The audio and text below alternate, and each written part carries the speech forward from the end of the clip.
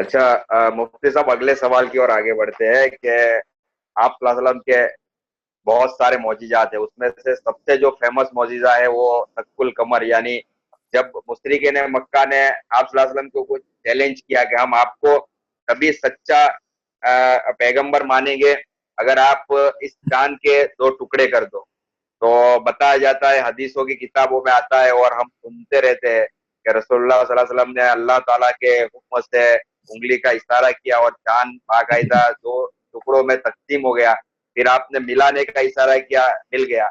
अब इसी मौजिजे को कुछ हमारे नॉन मुस्लिम भाई और कुछ बुद्धिजीवी, इंटेलेक्चुअल, नॉन साइंटिफिक, इलॉजिकल और मैथोलॉजी कहते हैं। तो ये शक्कुल कमर के ऊपर मतलब आप उसको कैसे जस्टिफाई करो? भाई, शक्कुल कमर या स्प्लिट ऑफ मून तो एक छोटी चीज है, ठीक है। अच्छा। हम तो मून के मुकम्मल तबाह होने के कायल है।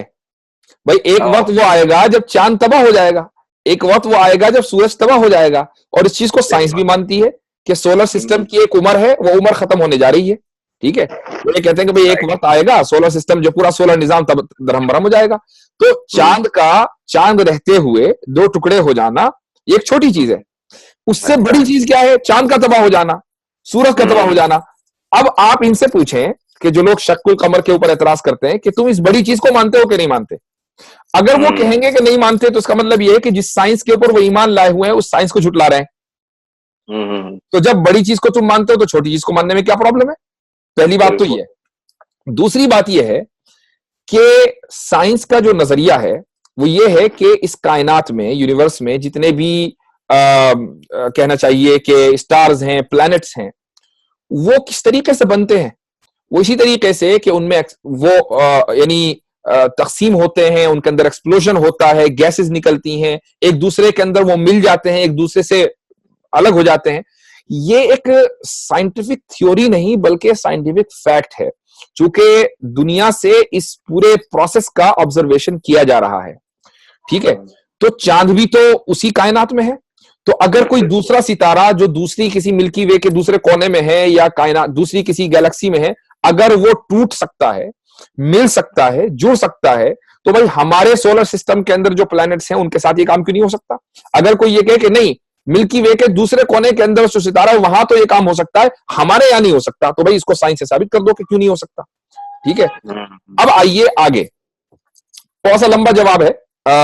मैं चाहूंगा अपने नाजरीन से भी कि वो इसको तवज्जो से सुने, गौर से सुने। देखिए, बिल्कुल। ऐसा है कि ये जो पूरी डिबेट है कि शक्कुल कबर हुआ या नहीं हुआ, ये एक उसूली मसला है, एक यानी उसके पीछे एक पूरा प्रिंसिपल है, उसके पीछे एक पूरी फिलॉसफी है, और वो फिलॉसफी है मौजिजे की। सबसे पहले हमें ये समझना चाहिए कि मौजिजा क्या है। देखिए, कुछ लोग कहते हैं कि मौजिजा एक अननेचुरल चीज है। मैं ये कहता हूं कि मौजिजा एक सुपर नेचुरल चीज है, अननेचुरल नहीं, एक सुपर नेचुरल चीज है। अब हमें यह समझना चाहिए कि भाई अब नेचर क्या चीज है।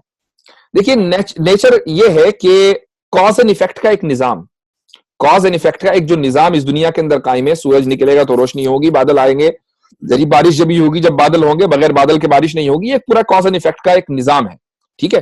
इसको नेचर कहते हैं। इसको हम यानी इसको हम लॉ भी बोल सकते हैं, लॉ ऑफ नेचर।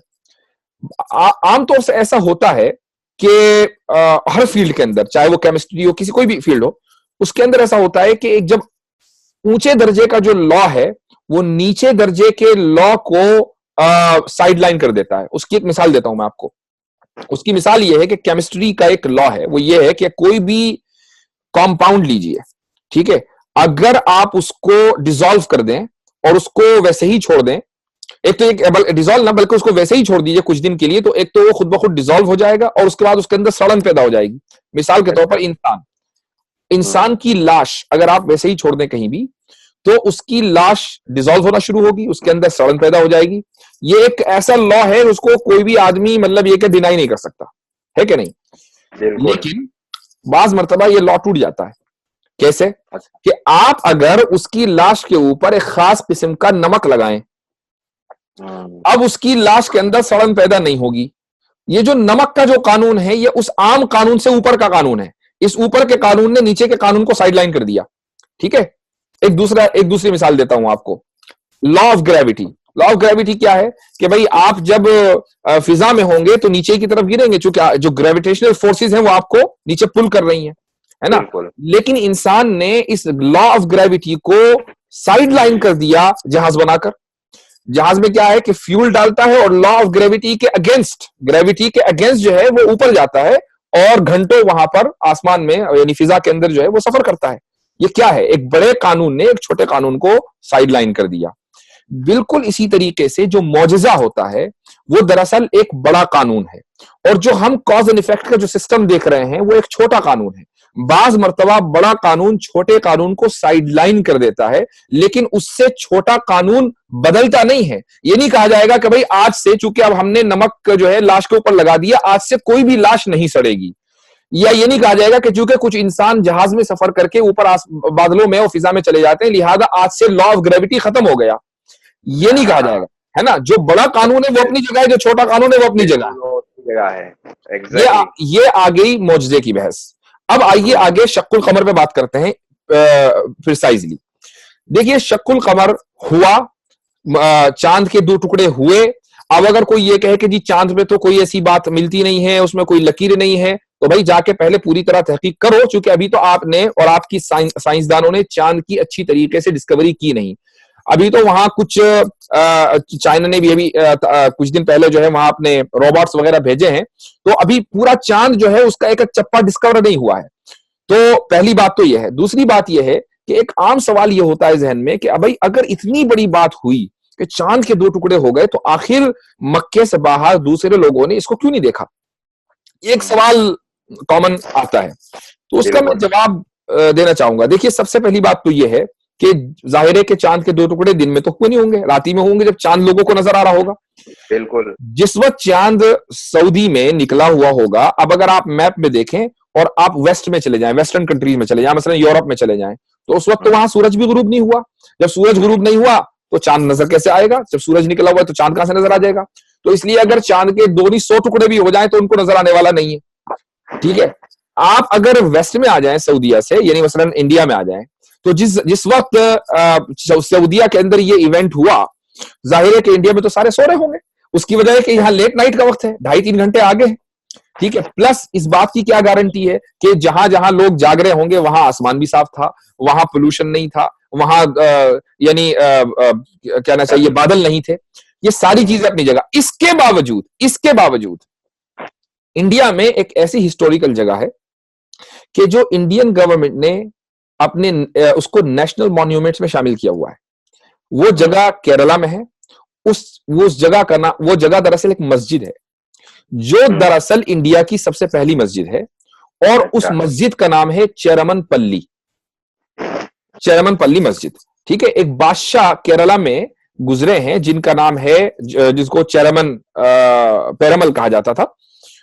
उन्होंने उनके बारे में ये बात आती है, और ये बात कोई उड़ी हुई नहीं है, बल्कि ब्रिटिश इंडिया आर्काइव में बाकायदा एक मैन्यूस्क्रिप्ट है, और उस मैन्यूस्क्रिप्ट का नंबर भी हमारे पास है। कोई भी अगर जाना चाहे वहां पर तो उस नंबर से वो मैन्यूस्क्रिप्ट निकाल कर पढ़ सकता है। उस मैन्यूस्क्रिप्ट के मुताबिक ये लिखा हुआ है कि एक दिन चेरमन बादशाह अपने महल की छत पर रात को टहल रहे थे, तो उन्होंने ये शक्कुल कमर का मौजज़ा देखा, और उन्होंने फौरन जो अपने एस्ट्रोलॉजर्स थे, एस्ट्रोनॉमर्स थे, उनको बुलाया कि भाई ये क्या हुआ। तो उन्होंने कंफर्म किया कि दरअसल ये वाकया होना था और अरब में एक नबी को आना था, हो सकता है कि ये उसी से रिलेटेड हो। तो चेयरमैन ने कुछ सालों के बाद, यानी कुछ दिन इंतजार किया, कुछ अपनी सल्तनत का इंतजाम वगैरह करना होगा, उन्होंने वली अहद को, जो क्राउन प्रिंस होगा, उसको उन्होंने सल्तनत ट्रांसफर की और खुद वो अरब सफर करके गए। वहां मदीना पहुंचे। उस वक्त नबी करीम सल्लल्लाहु अलैहि वसल्लम मक्का से मदीना तशरीफ ला चुके थे। मदीना पहुंचे, बाकायदा केरला से एक गिफ्ट, खाने की कोई चीज लेकर गए, जो आप सल्लल्लाहु अलैहि वसल्लम ने उसको खाया भी। और उसके बाद चेयरमैन जो थे, उन्होंने आप सल्लल्लाहु अलैहि वसल्लम के हाथ पर इस्लाम कबूल किया। उनका नाम ताजुद्दीन रखा गया। वहां से वापस उन्होंने इंडिया का सफर किया, और यमन के रास्ते से, और ये जो आज जिस कंट्री को हम सल्तनत ओमान कहते हैं, उस जमाने में वो यमन का हिस्सा था, वहां पर उनका इंतकाल हो गया। और वहां पर उनका आज भी मजार है बाय द वे। उनके साथ जो लोग आ रहे थे उनमें से एक शख्स का नाम था मलिक बिन दीनार या मालिक बिन दीनार। उन्होंने मालिक बिन दीनार को एक लेटर दिया अपने बेटे के नाम, जो यहां पर जिसको बादशाह बनाकर गए थे, कि तुम एक मस्जिद को तामीर करो। इस वजह से चेरमनपल्ली इंडिया के अंदर तामीर हुई। तो ये जो पूरी हिस्ट्री है, इसका आप इसलिए इनकार नहीं कर सकते कि ब्रिटिश इंडिया आर्काइव में ये भी लिखा हुआ है, जो मैन्युस्क्रिप्ट है उस जमाने की, उसमें यह भी लिखा हुआ है कि जब से उस रात में बादशाह ने उस मौजज़े को देखा था, स्प्लिट ऑफ मून को, हर साल उसी रात में उसी तारीख में केरला में एक फेस्टिवल मनाया जाता था, जो अभी से 200 साल 100-200 साल पहले तक मनाया जाता रहा है। तो भाई वो फेस्टिवल क्यों मनाया जा रहा था इतने अरसे तक के? अब आप ये कहें कि चलो भाई ठीक है, इंडिया में एक बादशाह ने देख लिया था, अब सारी दुनिया में क्या अकेले एक आदमी रह गया था जिसने वो देखा? तो मैं आपको बताता हूं कि उस जमाने में हिस्ट्री डॉक्यूमेंट नहीं हुआ करती थी, ना तो अरब में कोई हिस्ट्री डॉक्यूमेंट करता था, कोई तारीख बैठ के लिखता नहीं था, बल्कि हिस्ट्री जो है वो याद की जाती थी। और हमारे यहाँ जो हिस्ट्री है वो याद की गई है। भाई हमारे यहाँ जो हदीस है वो क्या है? वो आप सल्लल्लाहु अलैहि वसल्लम का जो उस जमाने में जो काम हुए हैं, जो बातें हुई हैं, उसी को रिकॉर्ड किया गया है। लोगों ने उस हिस्ट्री को रिकॉर्ड किया, प्रिजर्व किया, आगे बढ़ा दिया। तो अब आप ये सवाल करें कि भाई हिस्ट्री में क्यों नहीं है? हिस्ट्री में तो है, और कहाँ है? बिल्कुल, बहुत ही जबरदस्त। उम्मीद करता हूं कि काफी लोगों को इससे नॉलेज मिला होगा और मतलब जो ऐतराज कर रहे हैं उनको भी जवाब मिल गया होगा। दूसरी लास्ट पॉइंट एक चीज मैं ये कह दूं कि जो लोग मौजज़ों के ऊपर शक करते हैं, मैं उनसे ये पूछना चाहूंगा कि भाई ये जो लॉ ऑफ नेचर है, कॉज एंड इफेक्ट का जो सिस्टम है, वो किसने बनाया है? अगर आप ये कहें कि नहीं जी वो हमने बनाया है, तो ठीक है, आप इसके अंदर तब्दीली करके दिखा दो जरा किसी दिन। आप उसके अंदर सुबह कयामत तक तब्दीली नहीं कर सकते, आप किसी दिन सूरज को निकलने से रोककर दिखा दो, ठीक है। जब कॉज एंड इफेक्ट का जो सिस्टम है वो आपने नहीं बनाया, वो आपके कंट्रोल में नहीं है, बल्कि वो उसके कंट्रोल में है कि जिसने उस सिस्टम को डिजाइन किया है। तो भाई उस सिस्टम के अंदर तब्दीली करना भी तो उसी के कंट्रोल में है ना। बेशक। तो ये जो मौजज़ा है, दरअसल ये उस कॉज एंड इफेक्ट के सिस्टम में एक अमेंडमेंट है, एक टेम्परेरी अमेंडमेंट है। तो जिसने ये कॉज एंड इफेक्ट का सिस्टम डिजाइन किया है, वो अमेंडमेंट करने का भी हक उसी का है।